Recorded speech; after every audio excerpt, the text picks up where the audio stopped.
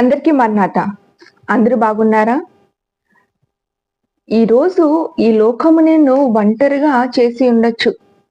నా అన్న వాళ్ళే నన్ను ఒంటరిగా చేసి ఉన్నారని నువ్వు బాధపడుతూ ఉండొచ్చు.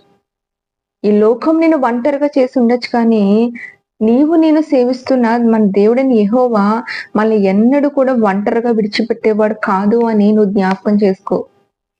ఒకరోజు ఒక వ్యక్తి ఎడారిలో నడుస్తూ ఉన్నాడు. ఎడారిలో నడుస్తూ ఉన్న సమయంలో ఎందుకో ప్రక్కకు చూశాడు. ప్రక్కకు చూస్తే ప్రక్కన మరో కడుగులు కనిపిస్తున్నాయి. తన మనసులో అనుకున్నాడు, దేవా నేను ఒంటరిగా ఉన్నానని చెప్పేసి నాతో నీవున్నావా? నీవొస్తున్నావా? అని చాలా సంతోషించాడు. అలా కొద్ది దూరము నడుచుకుంటూ వెళ్ళేసరికి ఎడారిలో తనలోని ఓపికంతా పోయింది. బలహీనం అయిపోయాడు. తన బలం అంతా పోయింది. బలహీనం అయిపోతే అసలు దేవుడు నాతో వస్తున్నాడా లేదా చూద్దాము అని ప్రక్కకు చూసేసరికి ఆ ప్రక్కన అడుగులు కనిపించట్లేదు. తను అనుకున్నాడు, దేవా నీవు కూడా నా బలహీన పరిస్థితుల్లో నన్ను ఒంటరి చేసి వెళ్ళిపోయావా అని అనుకున్నాడు. అప్పుడు ప్రభు అన్నాడు కదా, నీవిందాక నడిచావు కనుక నీతో పాటు నేను కూడా ప్రక్కన నడిచాను.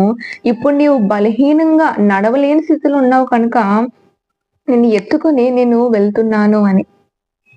సో మన దేవుడు మనల్ని విడిచిపెట్టేవాడు కాదండి. ఈ లోకము మేబీ నిన్ను ఒంటరిగా చేసి ఉండొచ్చు. ఒంటరి వాడిని, నేను ఒంటరి దాన్ని అని నువ్వు అనుకుంటూ ఉండుండొచ్చు. కానీ ఈ లోకంలో ఉన్న మనుషులు నేను ఒంటరిగా విడిచిపెట్టుండొచ్చు. నీ స్నేహితులు, నీ బంధువులు నా అన్న వాళ్ళే నన్ను ఒంటరివారిని చేశారు అని నువ్వు బాధపడుతున్నట్లయితే, వాళ్ళు నేను ఒంటరివారు చేసున్నా నీ దేవుడైన యెహోవా నిన్ను ఎన్నడూ విడిచిపెట్టేవాడు కాదు. ఆమేన్.